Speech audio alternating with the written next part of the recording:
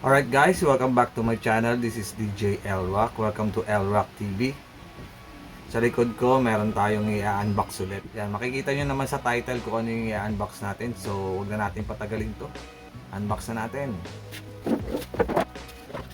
Tayo ng gunting.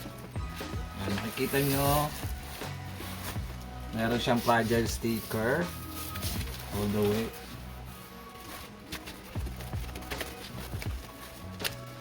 Makapal yung bubble wrap niya, in fairness. Kapal yan. Ayan na yung box.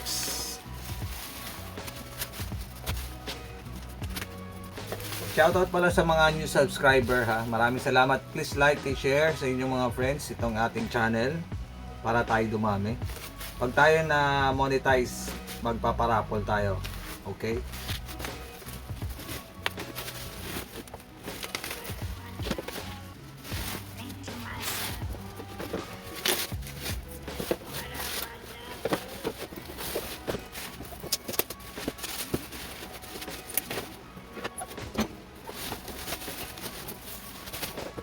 So ito na siya, ang ating product.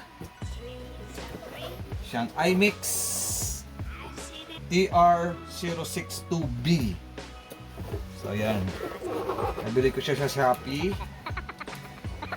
Tingnan natin yung box, ganun ulit. Alright. Ayan. Black niya sa top. Ito yung sa base. Tapos nakalagay speaker stand. So seal. Okay naman yung box niya. May mga konting dent pero okay lang. Ito yung bottom ng box. So buksan natin. Dalawa siya. Same lang yan, same. Same lang. Pakita ko sa inyo.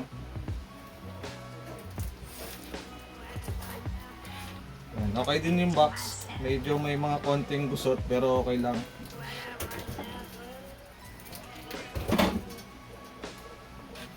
Yan, ilalagay ko na lang yung link ng store sa Shopee. Sa Shopee ko to binili.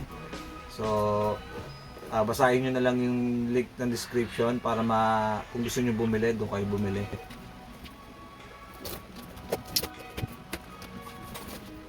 Yan siya. Bilahin natin.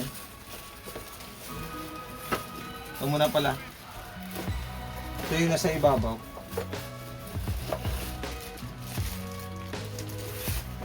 So ang base plate niya, yung pinaka base ng speaker. So hindi siya metal. Sayang, hindi metal. Plastic lang siya.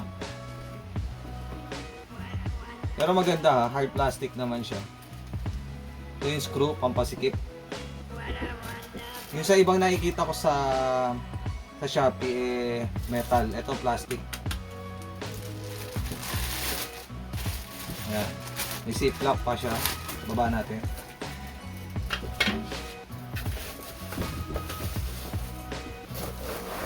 Ito na. Sana wala siyang gas-gas o anong dents. Right, wala nang laman sa loob. Set aside muna natin.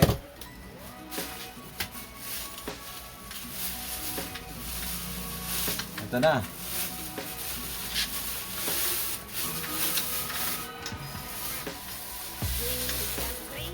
Yan, wala na naman. Check lang natin sa dents.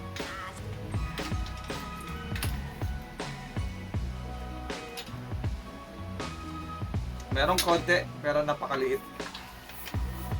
Dito sa legs niya, maayos naman. So makikita nyo dito, iMix. Yan. Ito yung dents niya, kapiraso lang. Yan. Ito yung lock sa base. Meron din siyang rubber stopper ba tawag dito.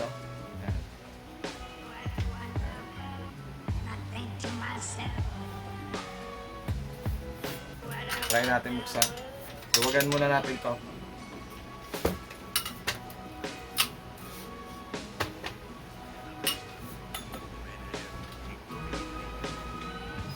Alright. Full metal siya mga kapatid ha. Maganda, maganda. Balik pa natin ulit. Papakita ko muna sa inyo itong ibang parts. So ito yung base niya, color yellow, no? Black. And then ito yung sa pinaka upper portion niya.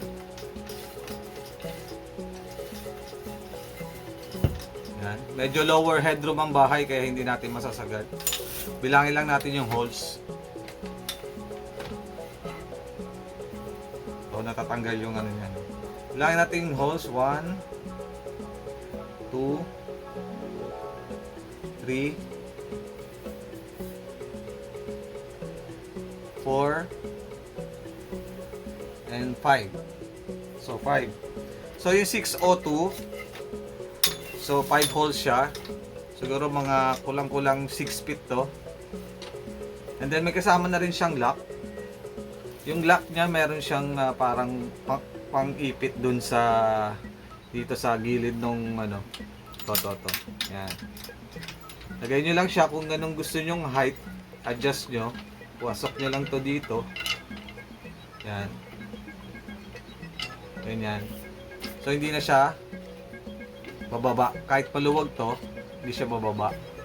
So huwag nyo iwawala to. Mahalaga to. Kasi yung unang tripod ko na tag 700 pesos, nawala yun dito.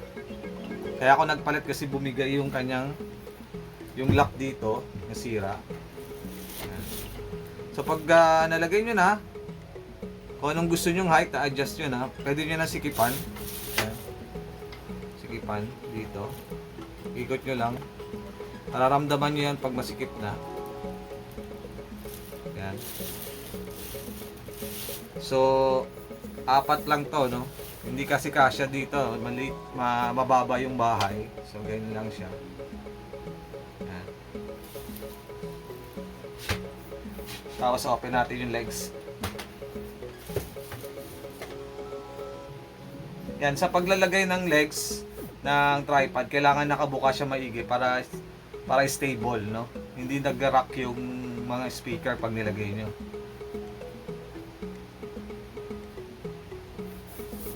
So maganda, walang gas-gas tong isang IMX 602. Yan. Okay naman. Lahat metal, pati dito. Tsaka to, metal. Ang plastic niya lang itong pangpasikip. Ito, yung bilog. So, yan. Tsaka to. Yan. Rubber yung ano niya sa paa. Yan. Balang ilalagay ko dito yung Crown PLX 15. So, tabi muna natin. Buksan natin yung isa.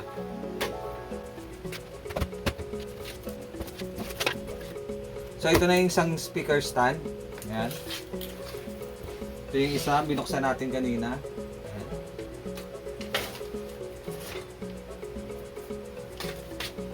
So, buksan natin.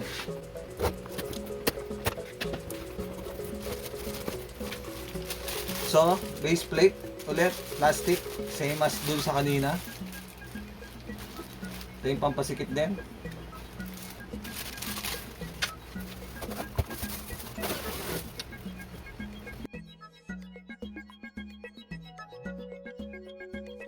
Tanggalin natin sa plastic. Sayang, sira yung plastic.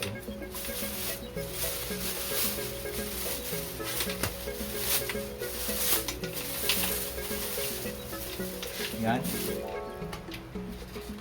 So check natin siya kung may dents or scratches.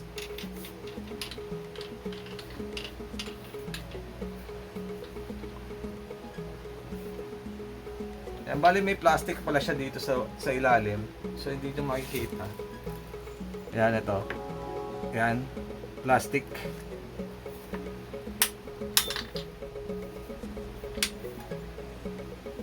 IMX logo.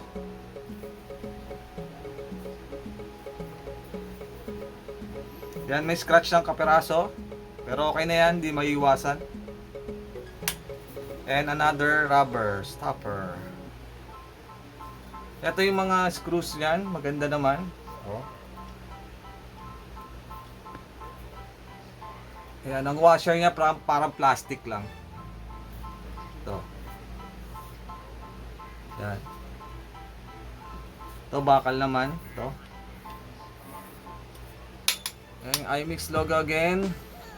Dents, wala. Isa lang scratch. Okay yun dito. Dito sa taas, tingnan natin. So, malinis.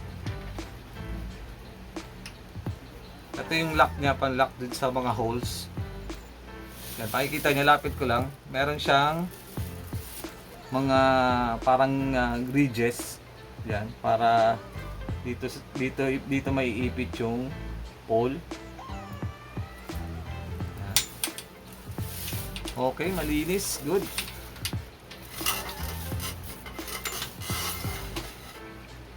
Yan. 5 holes din. Tanggalin natin. 1, 2, 3, 4, and 5. Yan, sa ibabaw. Plastic tong takip niya. Yan, may mga sobrang plastic. Yan, plastic po ito.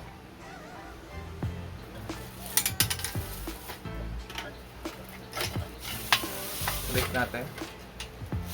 Ganyan nyo lang ulit.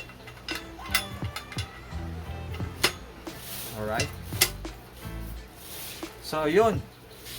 Quick unboxing lang tayo at papakita ko siya pag na-setup ko na siya dun sa aking Crown PLX15. Ito po ang ating unboxing ng iMix TR602B. Yan po.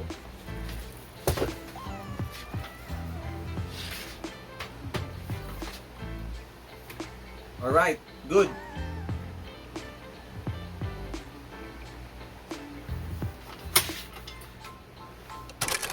So yun guys, nakita nyo na yung unboxing natin ng iMix TR602B.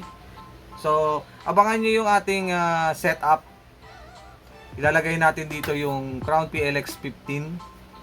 Mag-like and subscribe lang kayo dito sa ating channel.